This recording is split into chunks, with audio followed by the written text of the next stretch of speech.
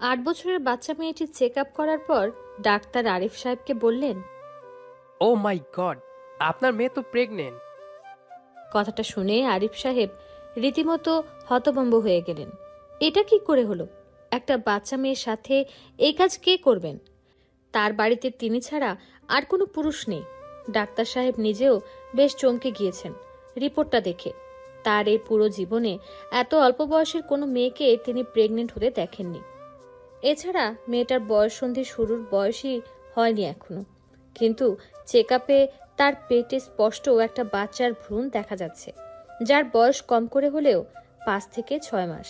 ভ্রূণটির মানব আকৃতির মতোই হয়ে গেছে, অথচ বাচ্চা মেয়েটির পেট দেখে কিছুই টের পাওয়া যায় না বাইরে থেকে। এই পেটে এই ভ্রূণের অস্তিত্ব থাকা অসম্ভব, কিন্তু রিপোর্ট এটাকেই প্রমাণ করতে চাইছে।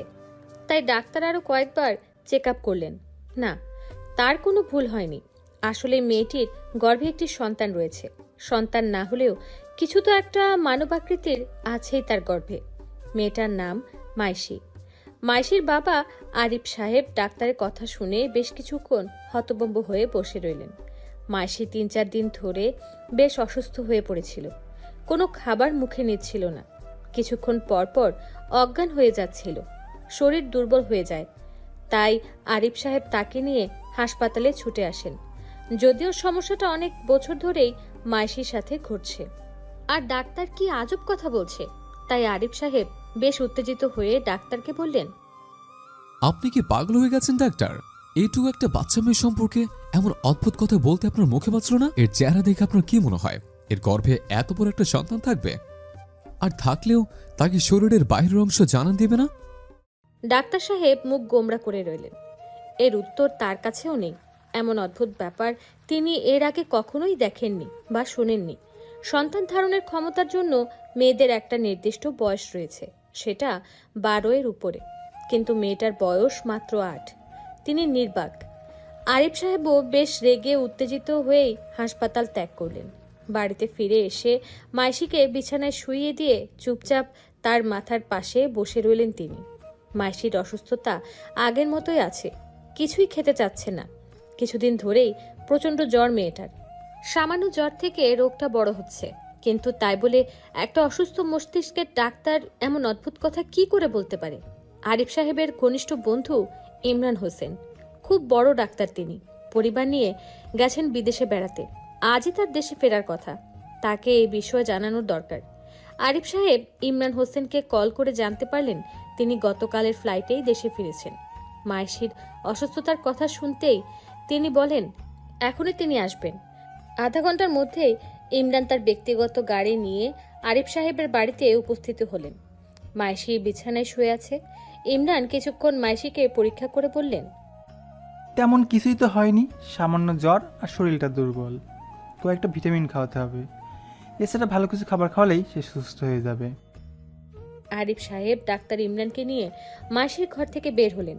ইমরানকে চেক আপ করার পর সে ডাক্তারের বলা সব কথা খুলে বললেন।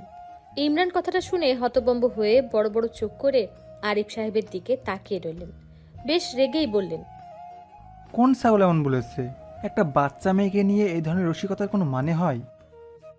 আরিফ সাহেব ডাক্তারের নাম বলতেই ইমরান বেশ অবাক হয়। এই ডাক্তারকে ইমরান চেনে। সে ইমরানের চেয়েও সিনিয়র ডাক্তার এবং শহরে তার বেশ খ্যাতি রয়েছে। তিনি অকারণে এরকম অদ্ভুত একটা কথা কখনোই বলবেন না। ইমরান আরিফ সাহেবের বাড়ি থেকে বের হয়ে গাড়ি নিয়ে সোজা চলে গেলেন ডাক্তার ইলিয়াসের চেম্বারে, যেখানে মাইশিকে চেক আপ করা হয়েছিল। তার কাছ থেকে মাইশি সম্পর্কে সবকিছু জানতে চাইলেন ইমরান। ডাক্তার ইলিয়াস তাকে মাইশির সমস্ত রিপোর্ট দেখালেন। ইমরান রিপোর্টটা দেখে পুরোপুরি স্তম্ভিত হয়ে গেলেন। রিপোর্টে মাইশির গর্ভে স্পষ্ট একটা ভ্রূণের অস্তিত্ব দেখা যাচ্ছে। সাধারণত মাতৃগর্ভে ভ্রূণের বয়স 24 থেকে 26 সপ্তাহ হলে ভ্রূণ এমন আকৃতি হয়। ইমরান বিস্ময় ভরা কণ্ঠে ইলিয়াসকে বলল, ও মাই গড, একটা 8 বছরের বাচ্চা মেয়ের গর্ভে এত বড় একটা ভ্রূণের অস্তিত্ব কি করে থাকতে পারে? তাছাড়া মেয়েটাকে আমি মাত্র পরীক্ষা করে এলাম, তার শরীর দেখতেও একেবারে স্বাভাবিক। আমিও কিছুই বুঝতে পারছি না। এরকম বিরল কেস আমি এর আগে কখনো দেখিনি। এটা কি টিউমার হতে পারে না? এত বড় একটা টিউমার হলে শরীরের বাইরে তা জানান দিত অবশ্যই। মেয়েটাকে বাইরে থেকে দেখতে তো স্বাভাবিক লাগে, তার কোনো বড় ধরনের রোগ থাকলেও বোঝার উপায় নেই। কিন্তু আপনি হঠাৎ এত কিছু বাদ দিয়ে মেয়েটার পেট চেক আপ করতে গেলেন কেন? আমি বোঝাতে চাচ্ছি, আপনার কেন মনে হলো মেয়েটার পেটে কোনো রোগ থাকতে পারে? আসলে আমি মেয়েটাকে স্বাভাবিকভাবেই চেক আপ করেছিলাম। মেয়েটা প্রচণ্ড জ্বরে একটা ঘোরের মধ্যে ছিল। হঠাৎ সে ঘোরের মধ্যেই বলতে শুরু করলো তার পেটের ভিতর থেকে নাকি অনেকদিন ধরেই কিছু একটা প্রচণ্ড আঘাত করে তাকে খুঁচায়। আমি বেশ অবাক হলাম, কৌতূহলবশতই চেক আপ করলাম, আর এরকম অদ্ভুত একটা জিনিস দেখতে পেলাম। ডাক্তার ইলিয়াস এবং ডাক্তার ইমরান বেশ কিছুক্ষণ নীরবভাবে বসে রইলেন। এরপর ডাক্তার ইলিয়াস ইমরানের কাছে মায়েশির পরিবার সম্পর্কে জানতে চাইলেন এবং তিনি কি করে আরিফ সাহেবকে চেনেন তাও জানতে চাইলেন। ইমরান এবার বেশ উত্তেজনার সাথেই বলতে আরম্ভ করলেন। আরিফ আমার কলেজ বন্ধু, সেখান থেকে তার সাথে আমার গভীর বন্ধুত্ব। আরিফ 22 বছর বয়সেই সম্মি নামে একটা মেয়েকে বিয়ে করে। তাদের বিয়ের পরের 8 বছর কোনো সন্তান হয় না। সম্মি বা আরিফ কেউ হয়তো বন্ধা ছিল, তবে এ বিষয়ে আরিফ আমাকে কিছুই বলেনি। একটা বাচ্চা সন্তানের জন্য যে তাদের মধ্যে কত হাহাকার ছিল তা বেশ বুঝতে পারতাম। আমি কয়েকবার বললাম চেক আপ করাতে। বর্তমানে চিকিৎসা বিজ্ঞান অনেক এগিয়েছে, কিন্তু আরিফ আমাকে এড়িয়ে যেত। সে যে অন্য কোথাও আমাকে না জেনে চেক আপ করতো তা আমি টের পেয়েছিলাম। তাই আর এ বিষয়ে তাকে বেশি ঘাটাতাম না। বিয়ের 9 বছরের মাথায় মাইশির জন্ম হয়। তারপর তাদের সংসার বেশ আনন্দেই কাটতে থাকে। মাইশির বয়স যখন 3 বছর, তখন সম্মির গর্ভে আরও একটি সন্তান আসে, কিন্তু সেই সন্তান আর পৃথিবীর আলো দেখতে পারেনি।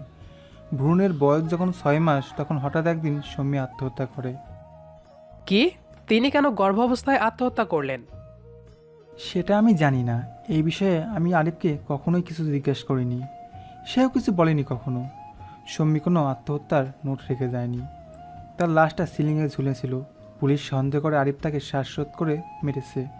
আরিফকে তারা ধরেও নিয়ে যায়, কয়েক সপ্তাহ পরে এমনিতেই ছেড়ে দেয়। আরিফের স্ত্রীর এই অস্বাভাবিক মৃত্যুতে তার বন্ধু বান্ধব আত্মীয় স্বজন সবাই তাকে দোষারোপ করতে থাকে। তাই তাদের সবার সাথে সম্পর্ক ছিন্ন করে সে। একমাত্র আমি এ বিষয়ে তার কাছে কোনো কিছুই জানতে চাইতাম না, তাই এখনও তার সাথে আমার ভালো বন্ধুত্ব রয়েছে। ডাক্তার ইলিয়াস বেশ মনোযোগ দিয়ে ইমরানের কথাগুলো শুনলেন। ইমরান সেই রিপোর্টগুলো নিয়ে ইলিয়াসকে বিদায় জানিয়ে তার চেম্বার ত্যাগ করলেন। এই বিষয়ে যে কোনো সহায়তা লাগলে ডাক্তার ইলিয়াস তাকে সহায়তা করবে, এই বিষয়ে ইমরানকে তিনি আশ্বস্ত করলেন। ডাক্তার ইমরান তার চেম্বারে ফিরে আসেন। একটা 8 বছরের বাচ্চা মেয়ের এই অবস্থা তাকে বেশ ভাবাচ্ছে। তার উপর মেয়েটা তার খুব পরিচিত। রিপোর্টগুলো বেশ ভালো করে দেখলেন ইমরান।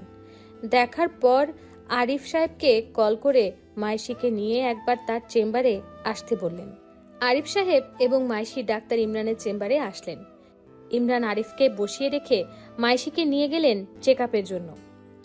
মাইশিকে চেক আপ রুমে গিয়ে তার কাছ হতে জানতে চান। আচ্ছা মা মাইশি, তোমার পেটে কি কোনো রকম যন্ত্রণা হয়?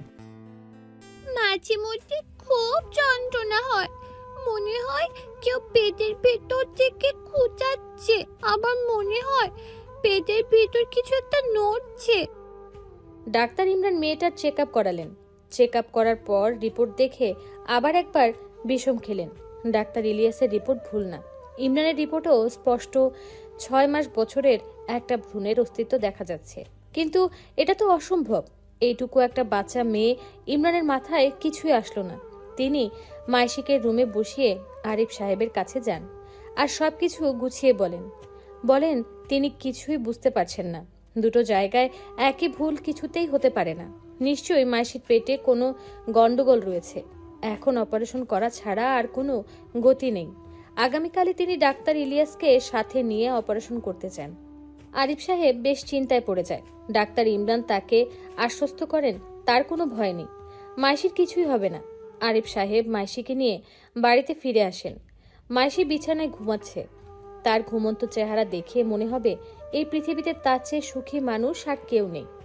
আরিফ সাহেব মুগ্ধ দৃষ্টিতে মাইশির মুখের দিকে তাকিয়ে রয়েছেন। মেয়েটার মুখটা হয়েছে মায়ের মতোই। হঠাৎ সমীর কথা মনে পড়তেই তার চোখ ঝাপসা হয়ে গেল। এটা কান্নার পূর্ব লক্ষণ। তার অশ্রুজল যেন শর্মিকে নিয়ে তার সমস্ত স্মৃতিগুলোকে একত্রিত করছিল।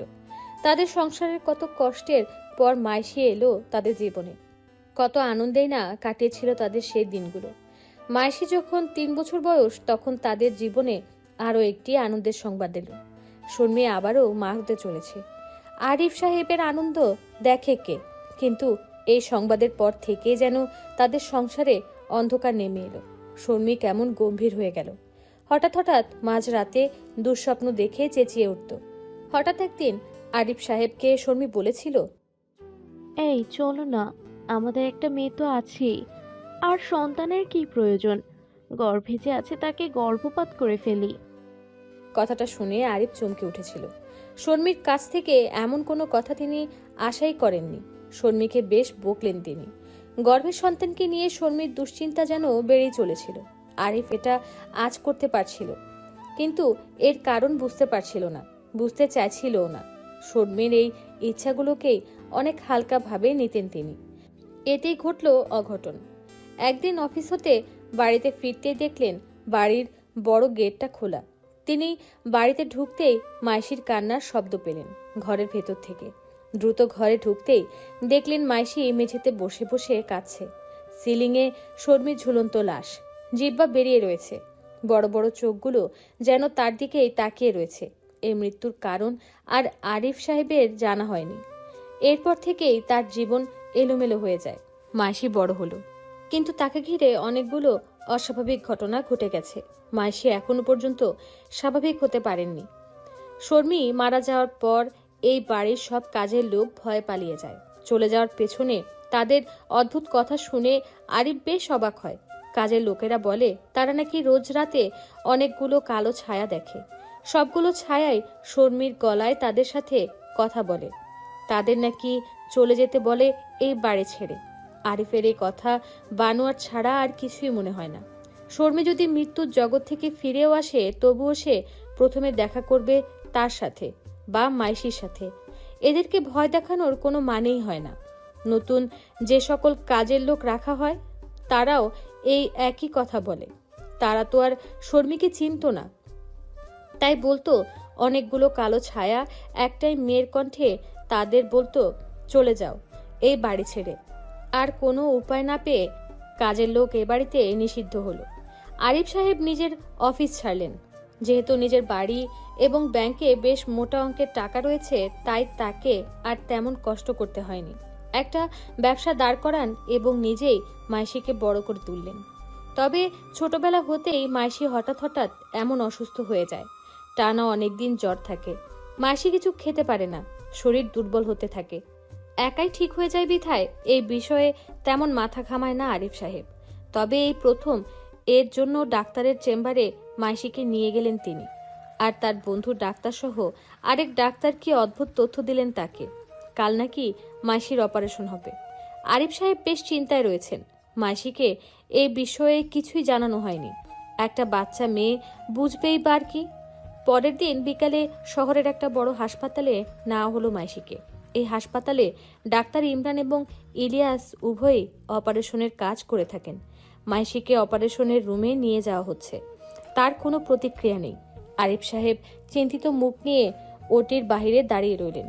ঘণ্টাখানেক পর ডাক্তার ইমরান এবং ইলিয়াস গম্ভীর মুখে ওটি থেকে বের হলেন। আরিফ সাহেব দ্রুত তাদের কাছে গেলে ইমরান বলেন, চিন্তা করো না বন্ধু, মাসির কিচ্ছু হয়নি। আমরা পরীক্ষা করে কিছুই খুঁজে পেলাম না, তবে এর শেষ দেখে ছাড়বো আমরা। তোমার মেয়ের কিছুই হবে না, সে অচেতন হয়ে আছে। কিছুক্ষণের মধ্যেই তার জ্ঞান ফিরবে। এখনই তাকে বের করা হবে, কালকে তুমি নিয়ে যেতে পারবে তাকে। ইমরান এবং ইলিয়াস দুজনের মুখের মাস্ক পরা। তাদের চোখ ভয়ঙ্কর রকমের লাল। এই চোখ আর ইমরানের অদ্ভুত চাপা কণ্ঠের কথা শুনে বেশ চমকে যায় আরিফ সাহেব। তারা যেন একটা ঘোরের মধ্যে রয়েছে। আর অপারেশনের পরের দিন পেশেন্টকে বাড়িতে নিয়ে যেতে পারবে এটা শুনেও তিনি বেশ অবাক হলেন। ইমরান এবং ইলিয়াস তাকে দ্রুত পাশ কাটিয়ে চলে গেলেন। অচেতন মাইশিকে বেডে স্থানান্তর করা হলো। সারা রাত সে চোখ খুলেনি। আরিফ সাহেব সারা রাত তার বেডের পাশেই জেগেছিলেন। শেষ রাতে চোখ লেগে যায় তার। সকালে মাইশির ডাকে তার ঘুম ভাঙে। বাবা পেটে খুব যন্ত্রণা হচ্ছে, কেউ যেন ভেতর থেকে খোঁচাচ্ছে। আরিফ সাহেব চমকে ঘুম থেকে ওঠেন। মাসির অপারেশনের কাপড় সরিয়ে পেট দেখে তিনি বেশ অবাক হন। পুরো পেটে অপারেশনের কোনো চিহ্ন নেই। এরই মধ্যে হাসপাতালের একজন নার্স এসে ভয়ঙ্কর একটা সংবাদ শোনালেন, যা শুনে আরিফ সাহেবের হৃৎপিণ্ড যেন থেমে যেতে চাইছে। পায়ের নিচ থেকে মাটি সরে যাচ্ছে। তার বন্ধু ডাক্তার ইমরান এবং ডাক্তার ইলিয়াস দুজনেই নাকি গত রাতে আত্মহত্যা করে মারা গিয়েছেন। তার বন্ধু ডাক্তার ইমরান এবং ডাক্তার ইলিয়াস দুজনেই নাকি গত রাতে আত্মহত্যা করে মারা গিয়েছেন। সব ঘটনাগুলো যেন আরিফ সাহেবের মাথার উপর দিয়ে যাচ্ছে। হচ্ছেটা কি এসব? মাইশির অপারেশনটা কেন করা হলো না? ডাক্তার ইমরান এবং ইলিয়াস শুধু শুধু অপারেশনের নাটকই বা কেন করলো? আরিফ সাহেবের মাথায় কিছুই ঢুকছে না। তিনি রুমের নার্সের কাছে জানতে চাইলেন, মাইশিকে গতকাল ওটিতে না হলেও অপারেশন কেন করাননি তারা। নার্স কথাটা শুনে বেশ অবাক হন। আরিফ সাহেবের কথা মানতে চান না। তিনি বললেন, অপারেশন তো হয়েছে। অপারেশনের প্রমাণস্বরূপ মাইশির পেটে সেলাইয়ের দাগ যেই দেখাতে যাবেন, তখন নার্স আরও বেশি বিস্মিত হলেন। মাইশির পেটে অপারেশনের কোনো চিহ্নই নেই। নার্স বিস্মিত কণ্ঠে আরিফ সাহেবকে বললেন, হায় খোদা, এটা কি করে হলো? গতকাল অপারেশনের সময় আমি নিজে থিয়েটারে ছিলাম, নিজের চোখে মেয়েটাকে অপারেশন করতে দেখেছি। অপারেশনের মাঝপথে কিসের জন্য যেন আমি সহ বাকি 2 জন নার্সকে ওটি থেকে বের করে দিলেন স্যাররা।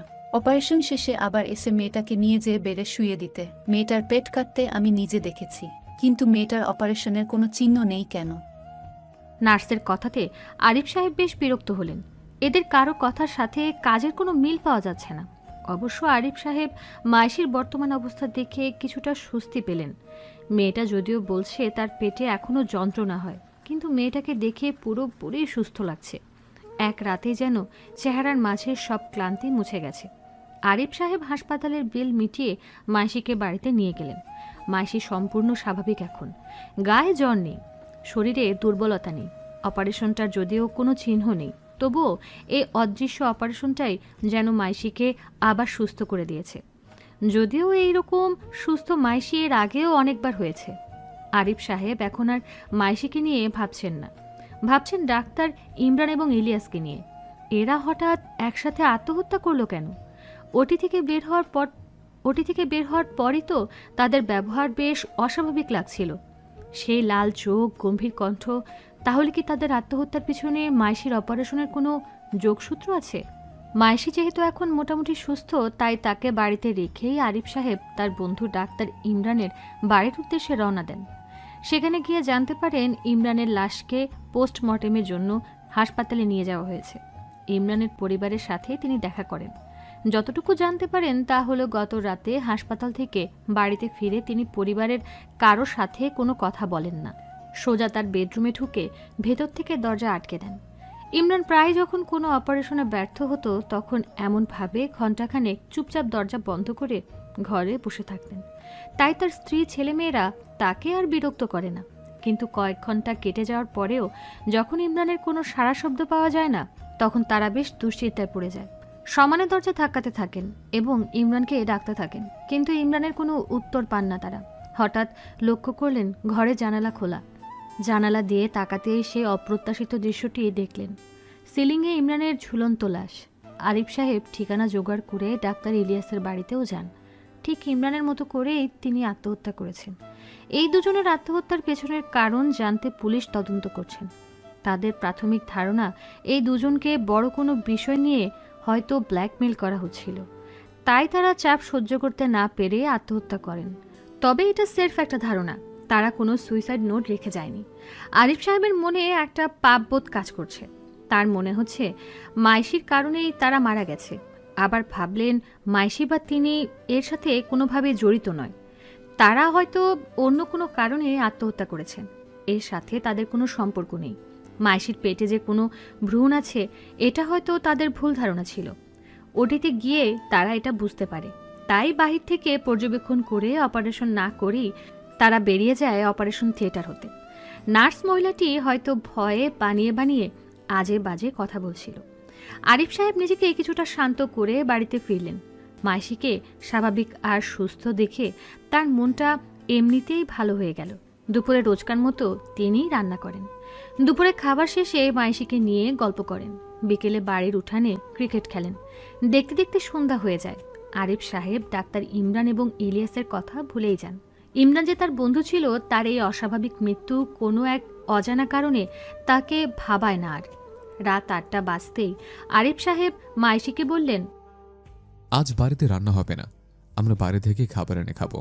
তুমি কি খেতে চাও? হ্যাঁ বাবা, আমি পিৎজা খাবো। আরিফ সাহেব মোবাইলে পিৎজা অর্ডার করলেন।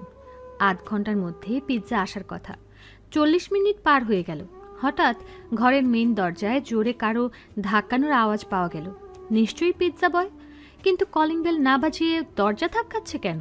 মাইশি বেশ ভয় পেয়ে গেল দরজা তো জোরে ধাক্কানোর শব্দ পেয়ে। তাকে বিছানায় বসিয়ে রেখে আরিফ সাহেব ধীরে ধীরে দরজার দিকে এগিয়ে গেলেন। দরজা খুলে দেখলেন পিৎজা হাতে টি শার্ট পরা একটা মেয়ে দাঁড়িয়ে রয়েছে। মেয়েটার পুরো শরীর ঘামে চিপচিপে হয়ে রয়েছে। তার চোখে মুখে স্পষ্ট ভয় আর বিস্ময়ের ছাপ। মেয়েটা কি দেখে এত ভয় পেল? আরিফ সাহেবের দিকে চেয়ে মেয়েটা শুধু শান্ত স্বরে একবার বলল, এই নিন আপনার পিৎজা। আরিফ সাহেব পিৎজা হাতে নিতেই মরা মানুষের মতো দরজার সামনে লুটিয়ে পড়ল মেয়েটা। আরিফ সাহেব বেশ চমকে উঠলেন। পানির জন্য মাইশিকে ডাকতে লাগলেন। মাইশির কোনো সাড়া পাওয়া গেল না। আরিফ নিজেই পিৎজাটা টেবিলে রেখে খাবার ঘর থেকে 1 গ্লাস পানি নিয়ে আসলেন। পুরো গ্লাস পানি ঢেলে দিলেন মেয়েটার মুখে। মেয়েটা আতকে ধরফড় করে উঠে বসল। ভয়ে এখনো তার পুরো শরীর থরথর করে কাঁপছে। মেয়েটা বিস্ময় ভরা কণ্ঠে আরিফ সাহেবকে প্রশ্ন করল, আপনি কে? আমি কোথায়? আমার কি হয়েছিল? মেয়েটার এই কথা শুনে আরিফ সাহেবের মেজাজ বেশ খারাপ হলো। তিনি তীক্ষ্ণ দৃষ্টিতে মেয়েটার দিকে তাকিয়ে রইলেন। মেয়েটা এবার কোনো মতে দাঁড়িয়ে বলতে লাগলো, আপনাদের এই বাড়িতে কি ভূত আছে? আমি ভূত দেখে বেশ ভয় পেয়ে গিয়েছিলাম। আরিফ সাহেব শুকনো গলায় বললেন, বিল কত হয়েছে বলো, টাকা নিয়ে বিদায় হও। মেয়েটা বলল, বিশ্বাস করুন, আমি যখন এই বাড়িতে ঢুকতে গিয়েছি, হঠাৎ দেখলাম দুটো কালো ছায়া আপনাদের উঠানের পাশের কাঁঠাল গাছটার পেছন থেকে আমার দিকে এগিয়ে আসছে। দুজনের গায়েই সাদা ডাক্তারি এপ্রন। কালো ছায়ার গায়ে এপ্রন দেখে আমি বেশ ভয় পেয়ে যাই। তারা ধীরে ধীরে আমার দিকে এগিয়ে আসে। আমার হাত পা যেন অবশ হতে থাকে আর আমি ঘামতে থাকি। তারা পুরুষালী কণ্ঠে আমাকে বাড়ির ভেতরে যেতে নিষেধ করল। বলতে বলতে মেয়েটা দরজার সামনে থেকে বাড়ির ভেতরে ঢুকে গেল। এরপর বলল, বিশ্বাস করুন, আমার তখন দৌড়ে পালিয়ে যেতে ইচ্ছা হলো, কিন্তু গত কয়েকদিনে আমি অনেকগুলো পিৎজা ডেলিভারি মিস করেছি নানান ভেজালে পড়ে। বস বলেছেন আরেকটা মিস করলেই চাকরি শেষ। চাকরিটা আমার ভীষণ প্রয়োজন, তাই ওই ছায়াগুলো বেদ করেই পিৎজা নিয়ে এখানে এলাম। ছায়াগুলো এখনো মনে হয় বাহিরে আছে। মেয়েটার আজগবি কথা শুনে আরিফ সাহেবের মেজাজ ক্রমেই খারাপ হচ্ছে, কিন্তু এপ্রন পরা ডাক্তারের কথা শুনে ভেতরে ভেতরে বেশ চমকালেন। গম্ভীরভাবে পিৎজার টাকাটা মেয়েটির হাতে দিয়ে বললেন, তুমি এখন চলে যেতে পারো, এসব গল্প শোনার ইচ্ছা নেই আমার। মেয়েটা আমতা আমতা করে বলল, চলেই যাব, আমার একা যেতে ভয় করছে। আপনি আমাকে একটু বাড়ির বাহির পর্যন্ত পৌঁছে দিন। আরিফ সাহেব আর কথা না বাড়িয়ে মেয়েটাকে বাড়ির বাইরে তার স্কুটি পর্যন্ত পৌঁছে দিলেন। মেয়েটা দ্রুত চলে গেল। আরিফ সাহেব উঠানের কাঁঠাল গাছটা ভালোভাবে দেখলেন। কিছুই নেই এখানে। মেয়েটার কথা শুনে মনে হয়নি যে মেয়েটা কোনো বানোয়াট কথা বলছে। এই বাড়িতে কোনো একটা রহস্য তো রয়েছেই, না হলে সবাই ছায়া দেখবে কেন? মেয়ে ছায়ার সাথে আবার যুক্ত হয়েছে অ্যাপ্রন পরা পুরুষ ছায়া। এই ছায়াগুলোর যদি অস্তিত্ব থেকেই থাকে, তাহলে তার সাথে দেখা করছে না কেন? আরিফের ধীরে ধীরে অলৌকিকতার উপর যেন বিশ্বাস জন্মাতে শুরু করলো। আরিফ স্বাভাবিকভাবেই মাইশির ঘরে গিয়ে মানসিকভাবে একটা বড়সড় ধাক্কা খেল। মাইশি মেঝেতে পড়ে রয়েছে। আরিফ দ্রুত তাকে বিছানায় উঠালেন। গায়ে হাত দিতেই রীতিমতো চমকে গেলেন। জ্বরে গা পুড়ে যাচ্ছে, পুরো শরীর ভরা ক্লান্তি আর দুর্বলতার ছাপ। এই তো কিছুক্ষণ আগেও তো মেয়েটা সুস্থ স্বাভাবিক ছিল, হঠাৎ কেন এমন হলো? সারা রাত মাইশির কপালে জলপট্টি দিয়ে রাখা হলো। রাতে কয়েকবার স্পঞ্জ করা হলো পুরো শরীর। বেশ কয়েকবার মাথা ধুয়ে দিলেন। জ্বর তেমন কমলো না। মাইশি হঠাৎ হঠাৎ চোখ খুললেও কথা বলতে পারল না। পরের দিন সকাল থেকে দুপুর পর্যন্ত জ্বর কিছুটা কমলো। দুপুর থেকে মাইশি শুরু হলো প্রচণ্ড পেট ব্যথা। তার পেটের ভেতর থেকে কিছু একটা নাকি তাকে খোঁচাচ্ছে। মাইশিকে নিয়ে যাওয়া হলো পাশের একটা ক্লিনিকে।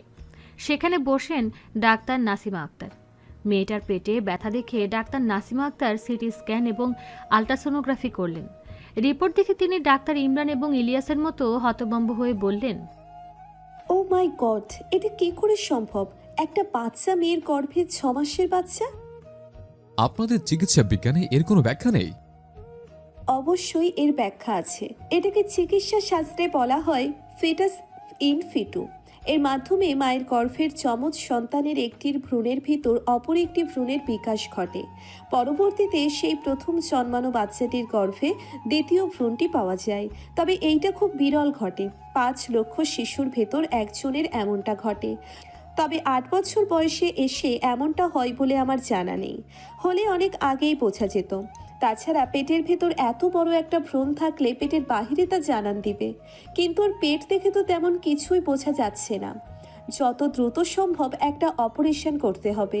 তার আগে মেয়েটার জন্ম ও তার মা সম্পর্কে আমার কিছু জানতে হবে। এই মহিলা ডাক্তারের কথা আরিফ সাহেবের বোধগম্য হয় না। ডাক্তার ইমরান এবং ইলিয়াসের মৃত্যুর পর মাইশির অপারেশনের কথা শুনে তিনি আগ্রহ হারিয়ে ফেলেন। তিনি যেন বুঝতে পারছেন এর কোনো লৌকিক ব্যাখ্যা নেই কারো কাছে, পুরোটাই অলৌকিক। তাই তিনি ডাক্তারকে বললেন এই বিষয়ে তিনি পরে কথা বলবেন। ফিস মিটিয়ে মাইশিকে নিয়ে তিনি আবার বাড়িতে ফিরে এলেন। 2 দিন পর মাইশি বিছানা শুয়ে আছে। তার জ্বর প্রায় কমে এসেছে, শরীরও আবার আগের মতো স্বাভাবিক হয়ে যাচ্ছে। কিন্তু আরিফ সাহেব আর চিন্তামুক্ত হতে পারছেন না। তিনি জানেন মেয়েটা কিছুদিন পর ঠিক একইভাবে আবার অসুস্থ হয়ে পড়বে। পৃথিবীর কোনো ডাক্তারের সাধ্য নেই এ থেকে তাকে মুক্তি দেবে। এই রহস্যের শেষ কোথায়? মেয়েটা কি আর কোনোদিন সুস্থ আর স্বাভাবিক হতে পারবে না? এই ভয়ঙ্কর অসুখ কি তাকে ছাড়বে না? আজ যদি শর্মী বেঁচে থাকতো তার জায়গায়, তাহলে সে এই পরিস্থিতিতে কি করত? আচ্ছা, শর্মী কেন আত্মহত্যা করলো? সেও কি মাইশির বিপদ আঁচ করতে পেরেছিল? তাই সে মাইশিকে সাহায্য করতে চাইছিল, আর কোনো এক অজানা অলৌকিক শক্তি তাকে আত্মহত্যা করতে বাধ্য করে? হায় খোদা, এত প্রশ্ন মাথার ভেতর, আর উত্তর দেওয়ার কেউ নেই। খোদা যেন তার আফসোসের আর্তনাদ শুনতে পেলেন। একটা প্রশ্নের ঝড় যেন ধারে ধারে খুলতে লাগলো তার মাথায়। মাইশি অসুস্থতা শুরু হয় তার মায়ের মৃত্যুর পর থেকে। এরপর থেকে কিছুদিন পর পর রহস্যজনকভাবে তার অসুস্থ হওয়ার পেছনের কারণ যেন তিনি এখন স্পষ্ট বুঝতে পারছেন। এসব যেন একটা সহজ সমীকরণের মতো তার সামনে উপস্থিত হলো। এই জিনিসটা এতদিন তার মাথায় আসেনি কেন? শর্মী মারা যাওয়ার বেশ কিছুদিন পর থেকেই তার বাড়ির কাজের লোকেরা সেই কালো ছায়া দেখে ভয় পেয়ে একে একে এই বাড়ি ছেড়ে চলে যেতে থাকে। তখনও মাইশি সম্পূর্ণ সুস্থ ছিল। কাজের লোকেরা চলে যাওয়ার পর বেশ কয়েক মাস কেটে যায়। এই বাড়িতে শুধু তিনি আর মাইশি থাকতেন। তখনও মাইশি সুস্থ ছিল। শর্মী মারা যাওয়ার বছরখানেক পরে আরিফ সাহেব একটা কাজের মহিলাকে এই বাড়িতে রাখেন। তখনই প্রথমবারের মতো মাইশি এরকম হঠাৎ অসুস্থ হয়।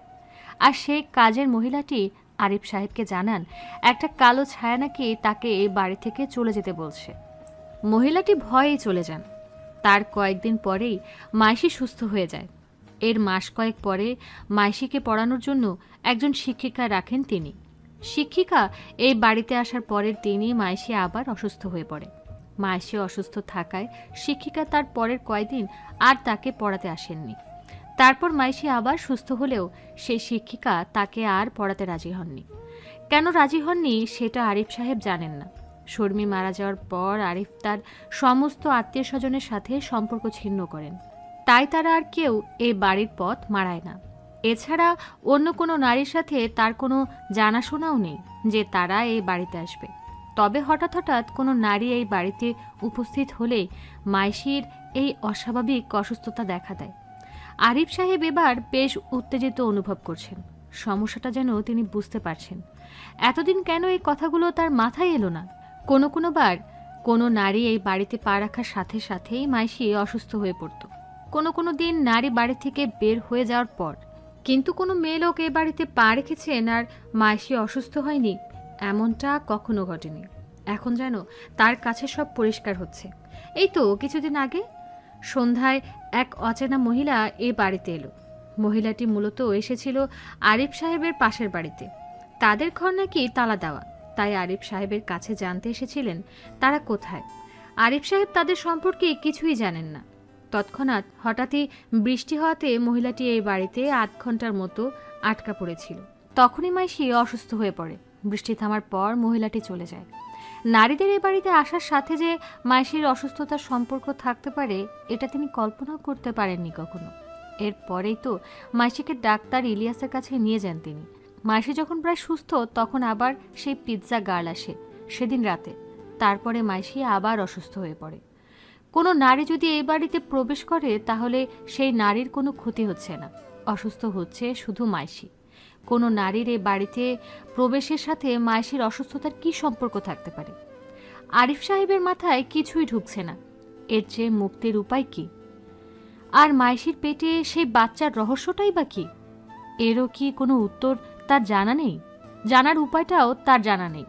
মাইশি ঘুম থেকে উঠে বিছানা থেকে নিচে নেমে আরিফ সাহেবের কাছে এলেন। এখন তাকে একেবারে সুস্থ এবং স্বাভাবিক একটা মেয়ে মনে হচ্ছে। কত সুন্দর একটা মেয়ে! কে বলবে এই মেয়ে গত 2 দিন ভয়ঙ্কর অসুস্থ ছিল? হঠাৎ করে আরিফ সাহেবের চোখের সামনে থরথর করে কাঁপতে কাঁপতে মেঝেতে লুটিয়ে পড়ল মাইশি। আরিফ সাহেব আঁতকে উঠে তাকে ধরলেন। জ্বরে তার গা পুড়ে যাচ্ছে। এই তো মেয়েটা সুস্থ ছিল। হঠাৎ ঘরের কলিং বেলটা বেজে উঠল। আবার কোন নারীর প্রবেশ এই বাড়িতে? কেনই বা কোনো নারী এই বাড়িতে প্রবেশ করলে শাস্তি পাবে মাইশি? মাইশিকে বিছানায় শুইয়ে আরিফ সাহেব গিয়ে দরজা খুললেন। দরজা খুলে বেশ অবাক হলেন। ডাক্তার নাসরিন আক্তার দাঁড়িয়ে রয়েছেন। তিনি এই সময়ে বাড়িতে কেন এসেছেন আরিফ সাহেব বুঝতে পারছেন না। তাকে ড্রয়িং রুমে বসতে দিলেন। আরিফ সাহেব ভাবলেন অপারেশনের বিষয়ে হয়তো কোনো কথা বলতে এসেছেন, কিন্তু তিনি চান না তার মেয়ের আর কোনো অপারেশন হোক। আরিফ সাহেব ডাক্তার নাসিমা আক্তারকে বললেন, আপনি কি অপারেশনের বিষয়ে আমার সাথে কোনো কথা বলতে এসেছেন? তাহলে চলে যেতে পারেন। আমার মেয়ের অপারেশন আমি করাবো না। অপারেশন করিয়ে কোনো লাভও নেই মিস্টার আরিফ। আপনার মেয়ের ফিটাস ইন ফিটু বা এই ধরনের কোনো রোগ নেই, তার সমস্যা অন্য জায়গায়। আরিফ সাহেব এতক্ষণ মহিলাটির কথায় বিরক্ত হলেও এই কথা শুনে উৎকণ্ঠা হয়ে বললেন, তাহলে সমস্যাটা কোথায়? আপনার মেয়ের গর্ভে একটা ভ্রূণ আছে, এটা বাস্তব, কিন্তু সেই ভ্রূণের অস্তিত্ব তার পেটের বাহিরে জানান দিচ্ছে না। আমার ধারণা তার অপারেশন করেও তার গর্ভে কোনো ভ্রূণের অস্তিত্ব পাওয়া যাবে না, কারণ তার গর্ভে যে ভ্রূণটি রয়েছে সেই পৃথিবীর নয়, অন্য কোনো দুনিয়ার। একজন ডাক্তারের মুখে এই ধরনের কথা শুনে আরিফ সাহেব বেশ চমকে উঠলেন। তিনি ডাক্তার হয়ে বৈজ্ঞানিক ব্যাখ্যা না দিয়ে দিচ্ছেন অলৌকিক ব্যাখ্যা। আরিফ সাহেব কোনো কথা বলতে পারলেন না।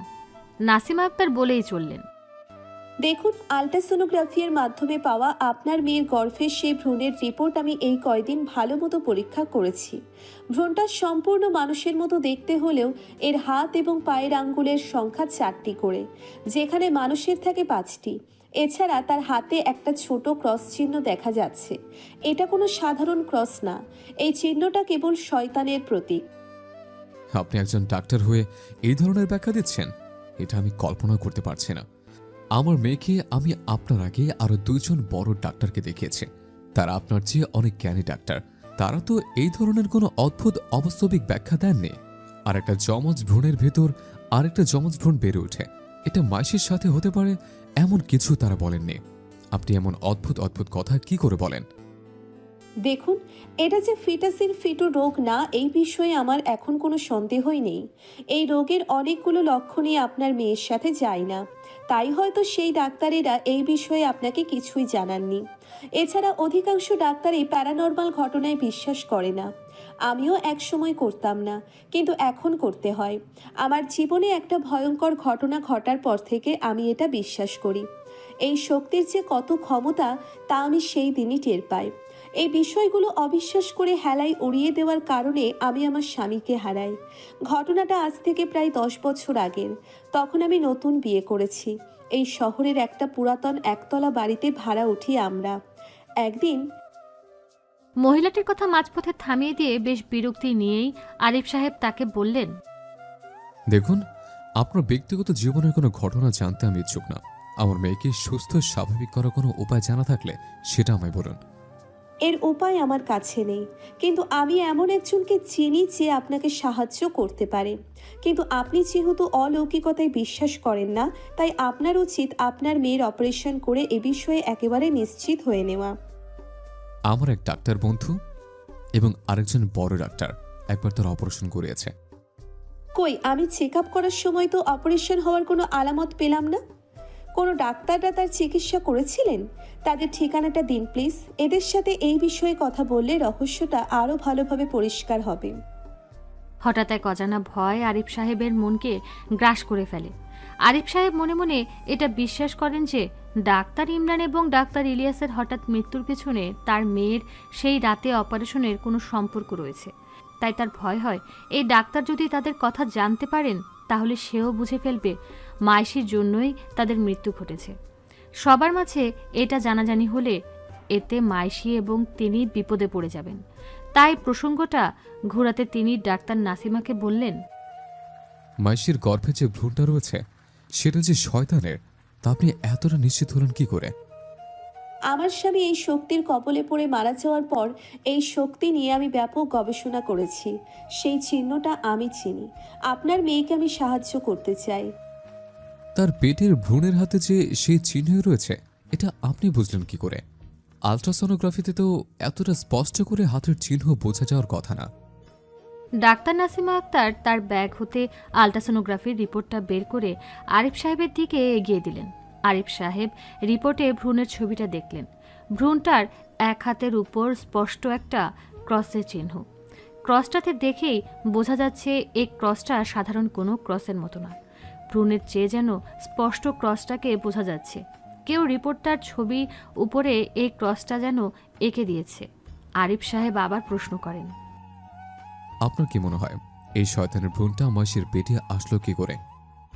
যুগে যুগে অনেক শয়তান এই পৃথিবীতে আসে। তাদের এই পৃথিবীতে আগমনের অনেকগুলো উপায় রয়েছে। অধিকাংশ সময় শয়তানের উপাস করা তাদের দেহ এবং আত্মাকে শয়তানের কাছে উৎসর্গ করে এবং শয়তানকে আহ্বান করে। পরে শয়তান তাদের দেহে আশ্রয় নেয়। কিন্তু বড় শয়তানেরা এই কাজটা করে না। এরা মানুষের রূপেই কোনো এক নারীর শরীর থেকে জন্মায়। পৃথিবীতে তারা শিশু রূপে আসে। ধীরে ধীরে এরা বড় হয় আর তাদের শয়তানি শক্তি ফিরে পেতে থাকে। এই বড় শয়তানগুলোর আত্মা প্রথমে পৃথিবীতে আসে দেহ ছাড়াই। পরে সে কোনো নারীর সাথে সঙ্গম করে আর সেই নারীর গর্ভ থেকেই সে আবার জন্ম নেয়। আপনি বোঝাতে চাইছেন আমার মেয়ের সাথে কোনো এক শয়তানের আত্মার সঙ্গম করেছে, তাই তার গর্ভে শয়তানের ভ্রূণ? বিষয়টা অনেকটা এমনই। আপনি একটা পাগল ছাড়া আর কিছুই না। শয়তানের যদি পৃথিবীতে আসতে হতো তাহলে এত নারী থাকতে একটা বাচ্চা মেয়ের শরীরে আশ্রয় কেন নেবে? মাসির বয়স যখন 4 বছর তখন থেকে এরকম অসুস্থ। আপনি কি আজে বাজে কথা বলছেন? আমিও এটাই ভাবছি। শয়তানকে যদি আহ্বান না করা হয় তাহলে সে কখনো আসে না। আপনার মেয়ে কি করে তাকে আহ্বান করলো? দেখুন, আপনি একজন ডাক্তার হয়ে শয়তানের শক্তির অস্তিত্ব নিয়ে আমার সাথে তর্ক করছেন। বিষয়টা বেশ হাস্যকর। আপনি দয়া করে আমার বাড়ি থেকে বের হয়ে যান। ডাক্তার নাসিমা বাড়ি থেকে বের হয়ে গেলেন। যাওয়ার আগে বলে গেলেন, এই শক্তিকে তুচ্ছ করবেন না। যে কোনো সাহায্য লাগলে আমার কাছে আসবেন। আর আপনার বাড়িতে যে অলৌকিক কিছু আছে তা আমি নিশ্চিত। আমি যখন এই বাড়িতে ঢুকছিলাম কয়েকটা কালো ছায়া আমায় ভয় দেখাচ্ছিল। মহিলাটি চলে গেল। আরিফ সাহেব বাড়ির গেট লাগিয়ে ড্রয়িং রুমে কিছুক্ষণ চিন্তামগ্ন হয়ে বসে রইলেন। মাইশির সাথে এবং এই বাড়িতে অলৌকিক কিছু যে একটা আছে এটা তিনি অনুমান করতে পারছেন। তাই বলে এইসব হুজুগে আজেবাজে কথা বিশ্বাস করার কোনো মানে হয় না। হায় খোদা, মাইশি না ওই ঘরে অসুস্থ অবস্থায় রয়েছে? আরিফ সাহেব তার কথা ভাবতে ভাবতে তাকে কি করে ভুলে গেল। আরিফ সাহেব দ্রুত উঠে মাইশির ঘরে গেলেন। ঘরে ঢুকেই তার চোখ কপালে উঠে যাওয়ার জোগাড় হলো। তার হাত পা থরথর করে কাঁপতে আরম্ভ করলো। মাইশি বিছানা থেকে কয়েক ফুট উপরে উঠে শূন্যে ভাসছে। তার পুরো শরীরে জামা কাপড় নেই। চোখ ভয়ানক ক্রোধে লাল হয়ে তার দিকে চেয়ে রয়েছে। আরিফ সাহেব যে মাইশির দিকে এগিয়ে যাবেন পুরো ঘর থরথর করে কাঁপতে লাগলো। বুক সেলফ থেকে একটা একটা করে বই মেঝেতে পড়তে লাগলো। আরিফ সাহেবকে অবাক করে দিয়ে কর্কশ একটা পুরুষ কণ্ঠের শব্দ বেরিয়ে এলো মাইশির মুখ থেকে। ও কারুর পা ধরে না, ওকে এই পৃথিবীতে আহ্বান করতে। তবে কেউ যদি একবার আহ্বান করে পৃথিবীতে আনতে চায়, তাহলে কারোর সাধ্য নেই যে ওকে আশা থেকে ফেরায়। যে হবে পথের কাঁটা, সেই হবে বলির পাঠা। আরিফ সাহেবের বিস্ময় কাটার আগেই ঘরের একটা ফুলদানি একা একাই শূন্যে ভেসে উঠে উড়ে এসে সজোরে তার মাথায় আঘাত করল। মুহূর্তে চারপাশ অন্ধকার হয়ে গেল। মেঝেতে লুটিয়ে পড়লেন তিনি। যখন চোখ মেললেন দেখলেন পুরো ঘর অন্ধকার। তিনি মেঝেতে পড়ে আছেন। বিছানা থেকে মাইশির গুংরানোর আওয়াজ আসছে। তিনি ধীরে ধীরে উঠে দাঁড়ালেন। অন্ধকারে কিছুই দেখতে পেলেন না। দেয়াল হাতড়ে ঘর থেকে বারান্দায় গেলেন। বারান্দায় গিয়ে সুইচ চাপতেই আলো জ্বলে উঠল। আরিফ সাহেব বেশ অবাক হলেন। ঘরের লাইটে কি সমস্যা হলো? মোবাইল বা টর্চ কোথায় আছে তার মনে পড়ছে না। তিনি রান্নাঘর থেকে মোমবাতি জ্বালিয়ে ধীরে ধীরে ধীরে ধীরে আবার মাসির ঘরে গেলেন। তার আর বিস্ময়ের সীমা রইল না। মোমের আলোতে স্পষ্ট পুরো ঘর দেখা যাচ্ছে। পুরো ঘর লণ্ডভণ্ড হয়ে গেছে, যেন কোনো বড় ঝড় এই ঘরের উপর দিয়ে কিছুক্ষণ আগে বয়ে গেছে। মাসি বিছানায় শুয়ে গুংড়াচ্ছে, পরনে একটা ফ্রক। মাসির পাশে এই বিছানায় সিলিং ফ্যানটা খুলে পড়ে রয়েছে। ঘরের সব জিনিসপত্র ঘর জুড়ে এলোমেলো হয়ে পড়ে রয়েছে। বই ছড়িয়ে ছিটিয়ে রয়েছে মেঝেতে। বৈদ্যুতিক বাল্বটা দেখেই বোঝা যাচ্ছে ব্লাস্ট করেছে। ফুলদানিটাও টুকরো টুকরো হয়ে মেঝেতে পড়ে আছে। আরিফ তার মাথায় হাত দেয় যেখানে ফুলদানিটা আঘাত করেছিল, কিন্তু সে কোনো ক্ষত অনুভব করতে পারে না। সামনে এগিয়ে মাসির কপালে হাত দিতেই বুঝতে পারে প্রচণ্ড জ্বর। হঠাৎ মাসির পেটের দিকে মোমের আলো পড়তেই তিনি আঁতকে উঠলেন। মাসির ফ্রকটা আপনা আপনি ছিঁড়ে যাচ্ছে আর তার পেটটা ফুলে উঠছে। পেট ফুলে একজন গর্ভবতী নারীর পেটের মতো আকার লাভ করল। আবার মাসির নিঃশ্বাসের সাথে সাথে পেটটা ছোট হয়ে যাচ্ছে। আবার নিঃশ্বাসের সাথে সাথে ফুলে উঠছে ভয়ঙ্কর রকমের। ভয়ে আরিফ সাহেবের শরীর কাঁপতে থাকে। হঠাৎ তার পেছনে কোনো কিছুর উপস্থিতি অনুভব করতে পারেন তিনি। পেছন ফিরতেই মোমের আলোতে স্পষ্ট তিনটা ছায়া দেখতে পেলেন তিনি দেয়ালে। মাঝখানের ছায়াটা একটা নারীর, তার দুই পাশের ছায়াগুলো দুজন পুরুষের। পাশের দুটো ছায়া যেন কালো ছায়ার গায়ে সাদা আলোর অ্যাপ্রন। তিনটা ছায়ার অবয়ব দেখেই যেন আরিফ সাহেব এদের চিনে ফেললেন। পুরুষ ছায়া দুটি মুহূর্তের মধ্যে দেয়ালে মিলিয়ে গেল। নারী ছায়াটি ধীরে ধীরে আরিফ সাহেবের দিকে এগিয়ে আসতে লাগলো। পাথরের মূর্তির মতো আরিফ সাহেব দাঁড়িয়ে রইলেন। মুহূর্তেই একটা দমকা হাওয়া এসে মোমবাতিটা নিভিয়ে দিয়ে গেল। বারান্দার বাল্বটা ফাটার আওয়াজও স্পষ্ট শোনা গেল। পুরো ঘর ঘুটঘুটে অন্ধকার হয়ে গেল। আরিফ সাহেবকে অবাক করে দিয়ে সেই চিরচেনা একটা কণ্ঠ মিহি আওয়াজে বলল, কেমন আছো আরিফ? সুস্মি, তুমি? ও মাই গড, আমি আমার কানকে বিশ্বাস করতে পারছি না। তুমি তো মারা গেছো। তুমি কোত্থেকে এলে? আমি কোথা থেকে আসবো আবার? আমি তো 5 বছর ধরে এই বাড়িতেই রয়েছি, যদিও ছায়া হয়ে, তাই তো দেখতে পাও না। সুস্মি, তুমি দেখেছো আমাদের মেয়েদের কি অবস্থা হয়েছে? আমি কি করে ঠিক করব বুঝতে পারছি না। মাইশির এই অবস্থার জন্য তো তুমিই দায়ী। আমি দায়ী? হ্যাঁ, তুমিই দায়ী। সবকিছু তো স্বাভাবিকভাবেই চলছিল। মাইশি অসুস্থ হচ্ছিল, আবার সুস্থ হচ্ছিল। তুমি কেন শুধু শুধু তাকে ডাক্তারের কাছে নিয়ে যেতে গেলে? তোমার জন্যই বেচারা ডাক্তার দুজন মারা গেল। অপারেশন করার বড় শখ ছিল, দিলও শেষ করে। আর তোমার এই বাড়াবাড়ির কারণে মাইশি আরো বেশি শাস্তি পাচ্ছে। ওকে রাগাচ্ছ কেন তুমি? এই, ওটা কে? মাইশির গর্ভে যিনি রয়েছেন তিনি। হেয়ালি করো না সুস্মি, তোমার রহস্য আমি কিছু জানে না, জানতেও চায় না।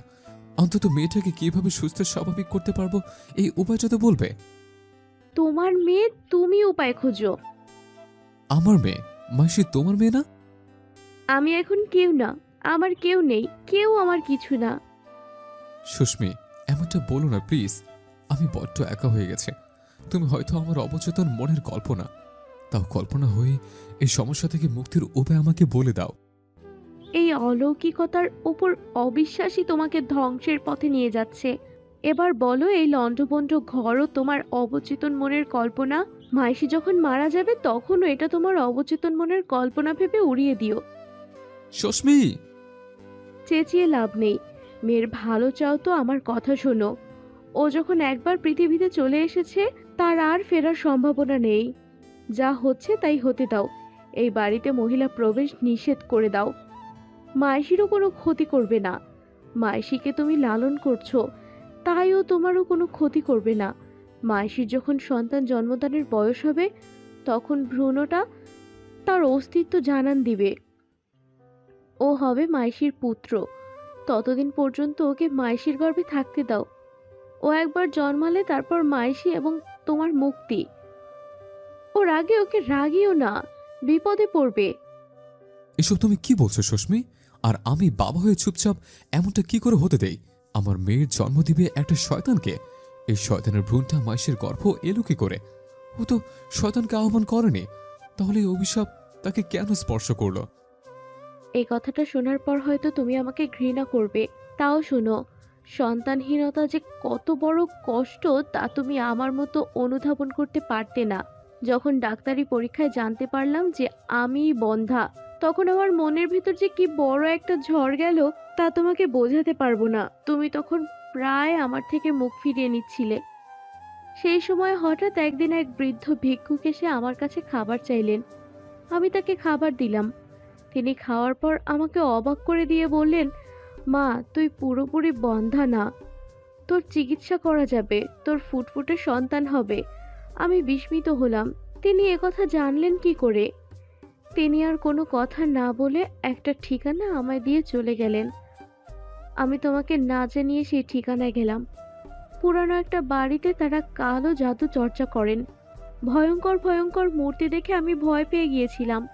তারা আমায় বললেন, একটা কাজ করলে আমার সন্তান হবে। আমার নিজেকে শয়তানের কাছে উৎসর্গ করে দিতে হবে। আমার আত্মা বা দেহ শয়তান চায় না, সে শুধু আমার গর্ভের মাধ্যমে পৃথিবীতে আসতে চায়। আমি শয়তানের পুজো করলে প্রথমে আমার গর্ভে একটা কন্যা সন্তান আসবে, যে হবে আমার এবং তোমার মেয়ে। তার কয়েক বছর পর আমার গর্ভে আর একটা সন্তান আসবে, সেটা খোদ শয়তান। আমি তখন এত কিছু না ভেবে বাচ্চার লোভে রাজি হয়ে যাই। আমাদের একটা কন্যা সন্তান হলো মাইশি। আমরা বেশ আনন্দেই দিন কাটাতে লাগলাম। এরপর একদিন আবার আমি প্রেগনেন্ট হলাম। একটা শয়তানকে আমি পৃথিবীতে আনবো, যে ধ্বংস করতে চাইবে পৃথিবীর সৌন্দর্য। মনের মধ্যে পাপবোধ জন্মালো আমার। ভুল বুঝতে পারলাম। সেই কালো জাদুর তান্ত্রিকেরাও তখন ভিক্ষুকের বেশি আমাকে প্রায় দেখে যেত। আমার ভয় লাগতে শুরু করে। তোমায় গর্ভপাতের কথা বললাম, তুমি রাজি হলে না। এই ঘটনাগুলো তোমায় খুলেও বলতে পারছিলাম না। ভাবলাম তোমরা সুখে থাকো, আমার মৃত্যুর সাথে সাথে শয়তানটাও মরে যাবে। আমার ধারণা ভুল হলো। আমি মরে হলাম অভিশপ্ত ছায়া, আর সেই শয়তানটার ভ্রূণ অদৃশ্য আকৃতি ধারণ করে মাইশির গর্ভে আশ্রয় নেয়, তাকেও করে অভিশপ্ত। সেই তান্ত্রিকগুলোও ভেবেছিল আমার মৃত্যুর সাথে সাথে শয়তানও চলে গিয়েছে, তাই তারা আর এবাড়ির মুখও হয় না। সবই বুঝলাম, কিন্তু মাইশির হঠাৎ অসুস্থ হয়ে যাওয়ার বিষয়টা বুঝলাম না। মাইশি এমনিতে সুস্থ স্বাভাবিক থাকে, কিন্তু কোনো নারী এই বাড়িতে প্রবেশ করলে সাথে সাথে অসুস্থ হয়ে পড়ে। এর পেছনের কারণটা কি? এর থেকে মুক্তি কি পাবো না? তোমাকে যা বললাম তাই শোনো, এর বেশি কিছুই ঘটাতে যেও না, তাহলে ক্ষতি ছাড়া আর কিছুই হবে না। এই প্রশ্নটার উত্তরও খুঁজতে যেও না, তাহলেই সব শেষ। যেদিন এই প্রশ্নটার উত্তর খুঁজে পাবে সেই দিনই শেষ হয়ে যাবে সব সমস্যার। প্রথমে তুমি মরবে, তারপর তোমার মেয়ে মাইশি। প্রথমে তুমি মরবে, তারপর তোমার মেয়ে মাইশি। তাই ওকে নিয়ে এসব ঘটিও না। যেটা যেভাবে চলছে চলতে দাও। সব প্রশ্নের উত্তর জানতে নেই। তুমি শুধু এই বাড়িতে নারীর প্রবেশ বন্ধ করে দাও। আমি চলে যাচ্ছি চিরদিনের মতো। আমার বলা কথাগুলো শুধু মনে রেখো। চলে যাচ্ছ মানে? আমি এতদিন পর্যন্ত এই বাড়িতে শুধু মাসির জন্য রয়ে গিয়েছিলাম, এখন তোমার দায়িত্বে দিয়ে গেলাম। এতেই আমার মুক্তি। ওকে আসতে দাও, ও আসবেই। ওকে যে বাধা দিবে তারই হবে দুর্গতি। মুহূর্তের মধ্যে কণ্ঠটা শূন্যে মিলিয়ে গেল। আরিফ সাহেব ধপ করে মাটিতে বসে পড়লেন। ঘুটঘুটে অন্ধকারের মধ্যে তিনি আরও অন্ধকারে তলিয়ে গেলেন। সূর্যের আলো ঘরে প্রবেশের পর চোখ মেললেন তিনি। ঘর এখনো লণ্ডভণ্ড। মাইশি শুয়ে আছে বিছানায়, তার পেটের দিকের ফ্রক ছেঁড়া। তাকে এখন দেখতে পুরো সুস্থ এবং স্বাভাবিক লাগছে। তিনি মাইশিকে ঘুম থেকে উঠালেন, ফ্রেশ হলেন দুজনে, একসাথে নাস্তা করলেন। এখন রহস্যটা অনেকটাই যেন তার কাছে পরিষ্কার। তিনি কিছুতেই শয়তানকে এই পৃথিবীতে আসতে দেবেন না এবং নিজের মেয়েকেও তিনি এই বিপদ থেকে বাঁচাবেন। ডাক্তার নাসিমার অনেক কথার সাথেই গত রাতে শর্মির বলা কথার মিল পাওয়া যায়। এখন ডাক্তার নাসিমাই তাকে এই বিপদ থেকে রক্ষা করতে পারেন। মাইশিকে ঘরে রেখে বাড়ির বড় গেটে তালা দিলেন তিনি, যাতে কোনো নারী বা অন্য কেউ তার বাড়িতে প্রবেশ করতে না পারে। এরপর সোজা চলে গেলেন ডাক্তার নাসিমার চেম্বারে। সেখানে পৌঁছে আরেকবার স্তম্ভিত হলেন আরিফ সাহেব। জানতে পারলেন গতরাতে নাকি ডাক্তার নাসিমা আক্তার তার নিজ বাড়িতে আত্মহত্যা করেছেন। তাহলে এবার কি হবে? কে সাহায্য করবে তাদের? আরিফ সাহেব কথাটা শুনে বেশ ভেঙে পড়লেন। গতকাল এই মহিলাটাকে ওইভাবে অবহেলা করা উচিত হয়নি তার।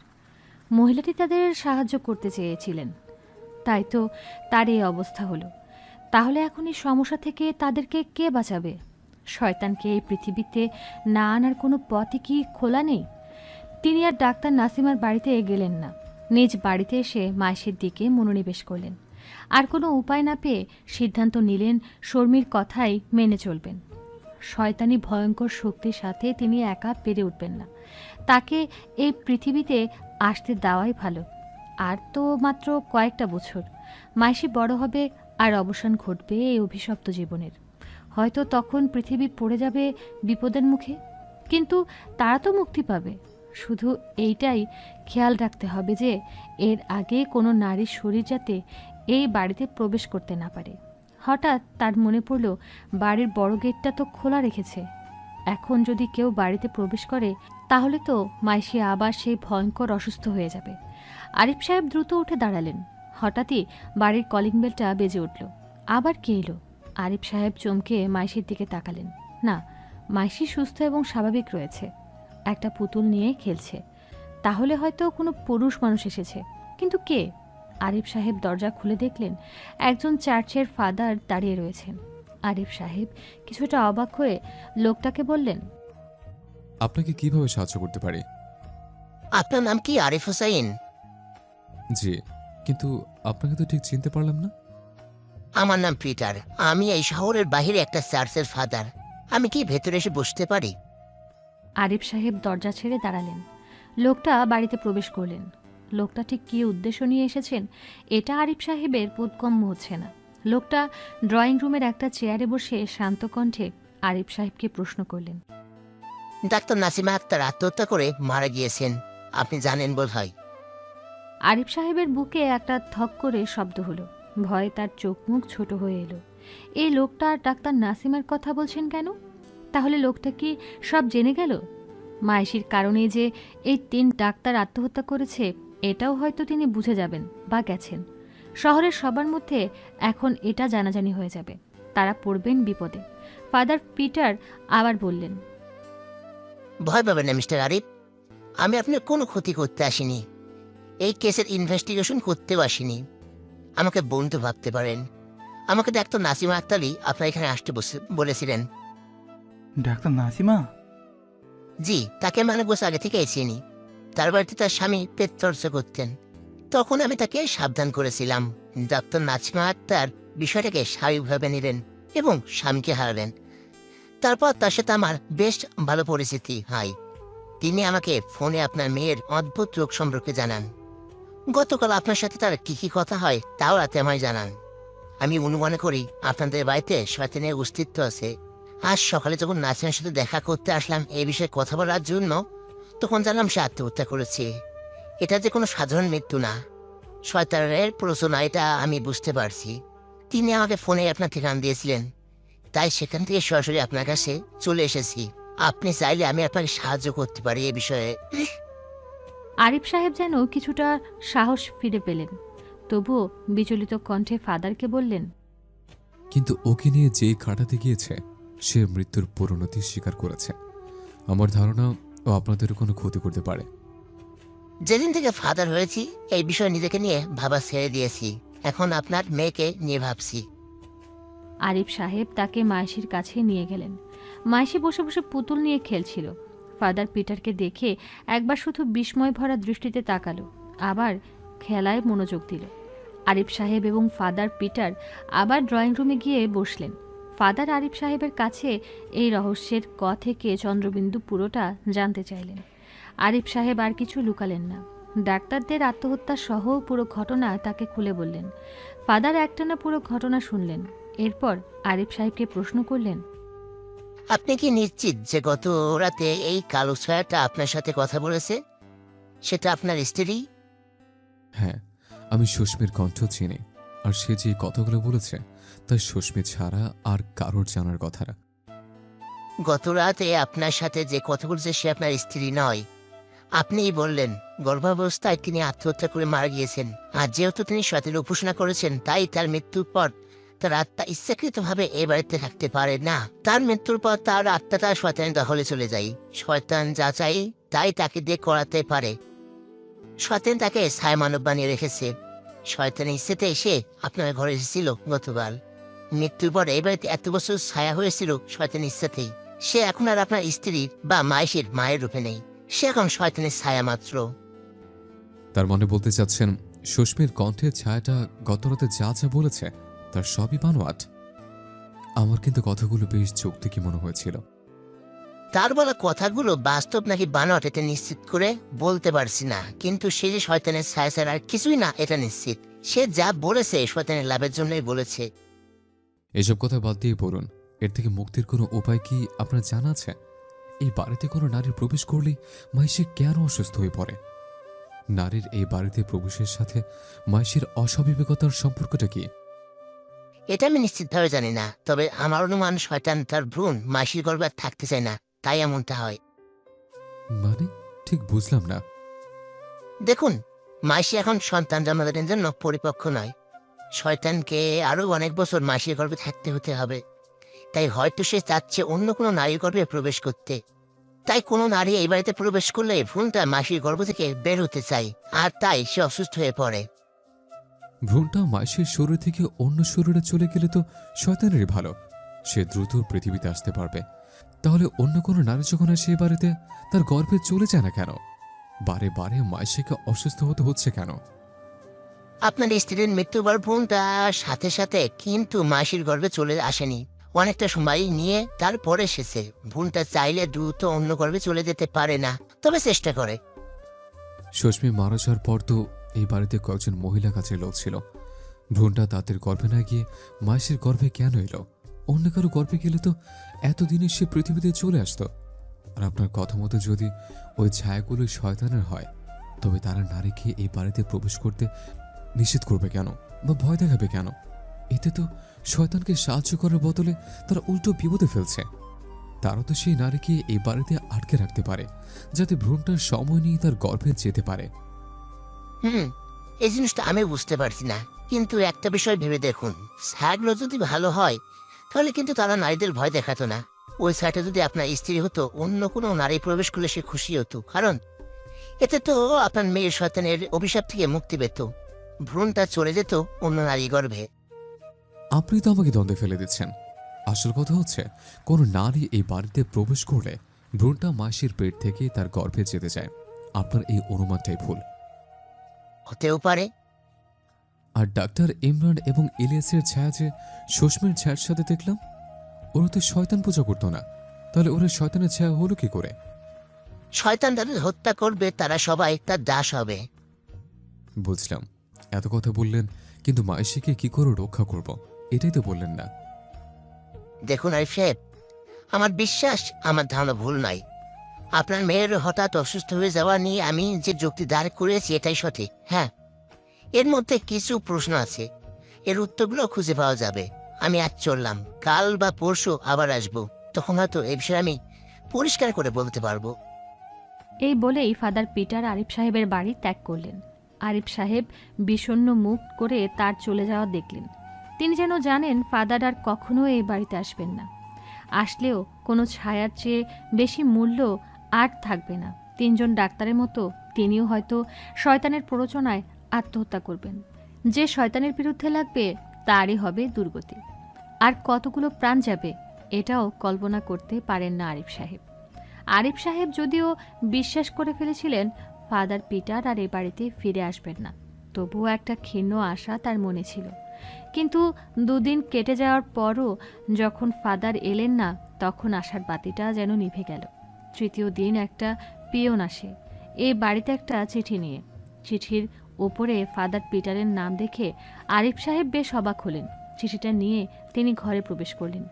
ড্রয়িং রুমে বসে চিঠিটা পড়া শুরু করলেন। আরিফ সাহেব, হঠাৎ অসুস্থ হওয়ার কারণে আমি সশরীরে আপনার সামনে দেখা করতে আসতে পারিনি, এজন্য আমি লজ্জিত। আমি আরো কয়েকজন ফাদারের সাথে আপনার মেয়ের বিষয়ে কথা বলেছি। তারা এই বিষয়ে অনেক কিছুই খোলসা করে বলেছে আমাকে। আর অনুমানটাই সঠিক, কোনো নারী আপনার বাড়িতে প্রবেশের পর মাসির গর্ভের ভ্রূণটা তার গর্ভে চলে যেতে চাই। ভ্রূণটাকে দেখতে 6 মাস বয়সের হলেও এই কয়েক বছরে মাসির পেটে এর থেকে এর মস্তিষ্কের বিকাশ ঘটেছে। তাই সে দ্রুত পৃথিবীতে আসতে এই পথে এগোতে চাই। স্বয়ং শয়তানও চায় বাচ্চাটা দ্রুত পৃথিবীতে আসুক, যাতে সে দ্রুত শরীরটার ভেতরে ঢুকে যেতে পারে। বস্তুত মাসির গর্ভের শয়তান এবং বাইরের শয়তান দুটি আলাদা সত্তা। ভেতরের শয়তানটা শুধু বাইরে আসতে চায়। সে ছোট, তাই উপায়টা জানে না। বাইরের শয়তানটাই তাকে নিরাপত্তা দিচ্ছে। 3 জন ডাক্তারকে ওই হত্যা করেছে। সেও চায় ভ্রূণটা অন্য নারীর গর্ভে যাক, কিন্তু যেহেতু ভ্রূণটা একবার তার গর্ভ পরিবর্তন করেছে, তাই তাকে জন্ম নিতে হবে একজন কুমারীর মেয়ের গর্ভে। অন্য কোনো কুমারিত্ব হারানো নারীর গর্ভে যদি ভ্রূণটা একবার প্রবেশ করে, তাহলে সব শেষ। মহিলাটি হঠাৎই 6 মাসের গর্ভবতী হয়ে যাবে এবং তারও কয়েক মাস পরেই বাচ্চাটি জন্ম হবে। কিন্তু সেই দেহে আর শয়তান প্রবেশ করতে পারবে না, কারণ তার 8 ঘন্টা পর বাচ্চাটি মারা যাবে। শয়তানের আর কোনো উপায় থাকবে না, তাকে ফিরে যেতে হবে তার পৃথিবীতে। আপনাদের বাড়িতে যে সকল নারীরা প্রবেশ করছে, তারা সকলে হয়তো কুমারিত্বহারা, তাই প্রবেশের মুখে শয়তানি ছায়া তাদের বাধা দিত। কিন্তু মাসির পেটের ভ্রূণটি না বুঝে যে কোনো একটা শরীর পেরেই প্রবেশ করতে চাইতো। কিন্তু একদিন এই বাড়িতে কোনো নারী থাকলে তার গর্ভে ভ্রূণটা প্রবেশ করতে পারবে না। নারীটাকে কমপক্ষে 7 রাত এই বাড়িতে কাটাতে হবে। যে কোনো নারী একবার এই বাড়িতে প্রবেশ করলে এবং এই ভ্রূণটা তার গর্ভে যেতে চাইলে, অন্য কোনো শয়তানি শক্তি সেই নারীকে এই বাড়ি থেকে সরাতে পারবে না, এমনকি স্বয়ং শয়তানও না। এছাড়া শয়তানের পক্ষে জোর করেও কোনো নারীর এই বাড়িতে ঢুকানো অসম্ভব। এগুলো তাদের সীমাবদ্ধতা। তাই শয়তান ভাবে এই বাড়িতে সব নারী প্রবেশ নিষেধ করে দিবে। সময় লাগুক, মাসির গর্ভে জন্ম নিবে সে। কিন্তু আপনাকে ভয় দেখানো যাবে না, তাহলে আপনি এই বাড়ি ছেড়ে চলে যাবেন। এই বাড়ি ছেড়ে দূরে থাকলে মাসির গর্ভে ভ্রূণটা তার ক্ষমতা হাতে থাকবে। তাই আপনার স্ত্রীর বেশে আপনাকে সত্য মিথ্যা মিলিয়ে বোকা বানালো সে রাতে। একটা কথা, আপনি ভ্রূণটাকে নষ্ট করতে এই বাড়িটা ছেড়ে দূরে যাবেন না, তাহলে ভ্রূণটা নষ্ট হবে ঠিকই, সাথে সাথে শয়তান আপনাকে মাসিয়ে শেষ করে দিবে। ভ্রূণটাকে নষ্ট করতে হবে অন্য উপায়ে। এতক্ষণ যা কিছু লিখলাম তার সবই আমার অনুমান। শয়তানের সাথে কথা বলার ক্ষমতা যদি আমার থাকতো, তাহলে কেবল আমি নিশ্চিত হয়ে কিছু বলতে পারতাম। তবে এটা অসম্ভব। তবে এই মুহূর্তে কোনো কুমারিত্ব হারানো মহিলাকে 7 রাতের জন্য এ বাড়িতে আটকাতে পারলে মুক্তি পাবে মাসি। তবে বাচ্চাটা মহিলার গর্ভে জন্মালে ধ্বংস হয়ে যাবে শয়তানও। ভুল করে কোনো কুমারী মেয়েকে এই বাড়িতে আনতে যাবেন না, তখন মাসি ঠিক হবে ঠিকই, কিন্তু শয়তান রাজত্ব করে পৃথিবী। আমি আরেকটা অনুমান আপনাকে বলি, যা করতে হবে দ্রুত করতে হবে। কোনো মহিলাকে 7 দিনের জন্য আপনার বাড়িতে আটকে রাখা হয়তো আপনার পক্ষে সম্ভব না। তাই আপনাকে একটা অন্য উপায় বের করতে হবে। একটা নারীর লাশ জোগাড় করতে হবে। লাশটা বরফের মাধ্যমে বা পছন্দ কেমিক্যালের মাধ্যমে 7 রাত আপনার বাড়িতে রাখবেন। ভ্রূণটা নতুন দেহ হবে, সেই শরীরটাই ভিতরে প্রবেশ করবে। তারপর সেই দেহটা মাটিতে পুঁতে দিলে শয়তান শেষ। আমি প্রচন্ড অসুস্থতার কারণে আপনার কাছে আসতে পারছি না বলে ক্ষমাপ্রার্থী, ইতি পিটার। এসব যুক্তিগুলো যেন আরিফ সাহেবের মাথায় গেঁথে গেল। তার এখন মনে হচ্ছে শর্মির অবয়বটা আসলেই শয়তান ছিল। শয়তানকে পৃথিবীতে না আসতে দিয়ে মায়েশিকে বাঁচানোর উপায় যেন তিনি পেয়ে গেলেন। কিন্তু লাশ জোগাড় করবেন কি করে? তার বন্ধু ইমরান বেঁচে থাকলে হয়তো একটা লাশের জোগাড় করতে পারত সে, কিন্তু লিগ্যালভাবে এখন লাশ নিয়ে আসা প্রায় অসম্ভব। এখন কি তাহলে কবরস্থান থেকে লাশ চুরি করতে হবে তাকে? তার মেয়ের অসুস্থতা এবং শয়তানকে ধ্বংস করার জন্য তিনি যেন সব কাজ করতে পারেন।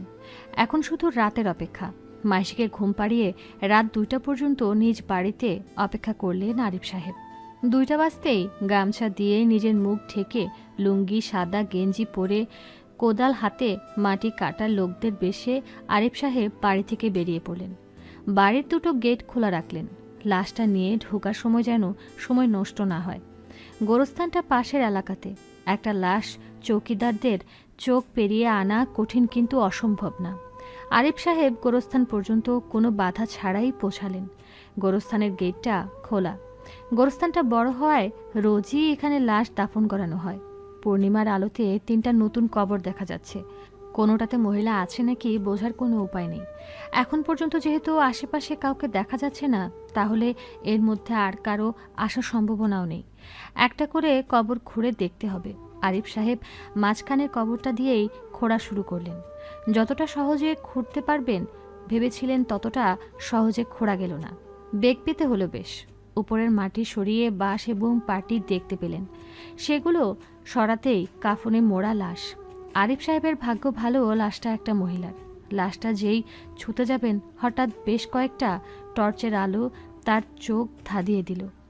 উপর থেকে একটা কণ্ঠ শোনা গেল, ঠিক টের পেয়েছিলাম স্যার, সাথে সাথেই আপনারে কল দিছি। হালায় লাশ চোর।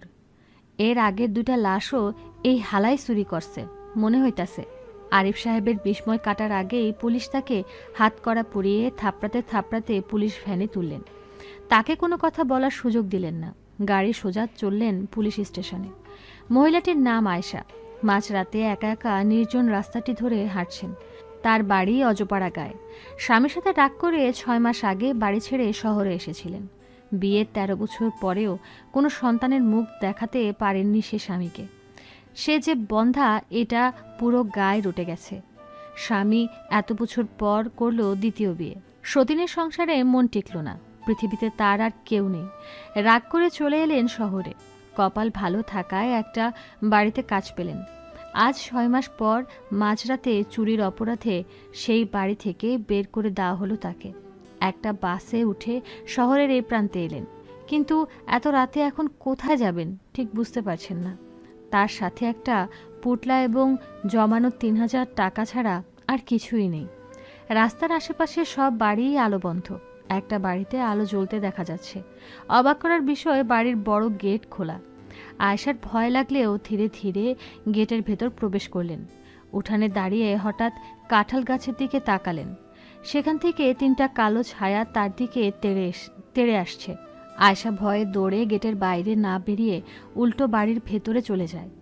বাড়ির গেটটা খোলা দেখে সে আরও বেশি অবাক হয়।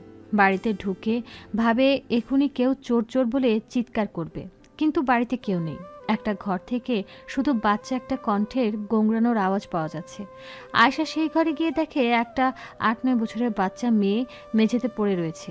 মেয়েটার শরীরে হাত দিতেই বুঝতে পারল প্রচণ্ড জ্বর। পুরো বাড়িতে আর কাউকে খুঁজে পেল না সে। এই অসুস্থ মেয়েটাকে ঘরে ফেলে রেখে তার বাবা মা কোথায় গেল, এটাই ভেবে পাচ্ছে না আয়েশা।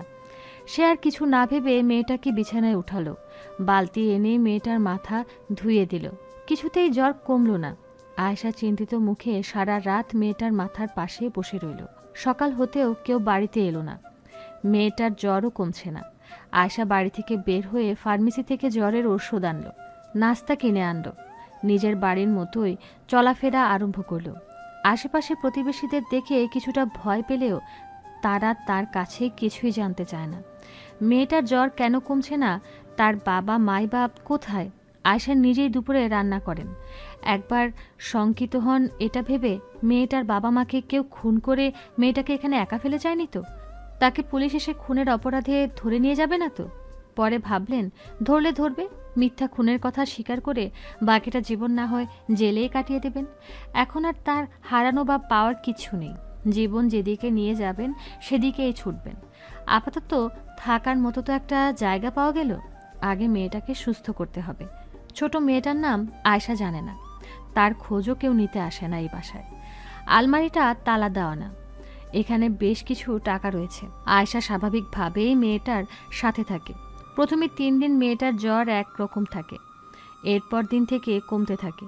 কিন্তু আয়েশা যেন কিছুটা অসুস্থ হয়ে পড়ছে এখন দিনে দিনে। তার পেট যেন একটু একটু করে ফুলছে। সে পেটের ভিতর যেন অন্য একটা প্রাণের অস্তিত্ব খুঁজে পায়। 7 দিন পর মাইশি পুরোপুরি সুস্থ আর স্বাভাবিক হয়ে যায়। আয়শা যেন তার চোখকে বিশ্বাস করতে পারছে না। তার পেট ফুলে পুয়াতি মেয়েদের মতো হয়ে গেছে। সে বুঝতে পারে তার পেটে একটা বাচ্চা রয়েছে। মাসিকে সুস্থ দেখে আয়শা অনেক আনন্দ পায়।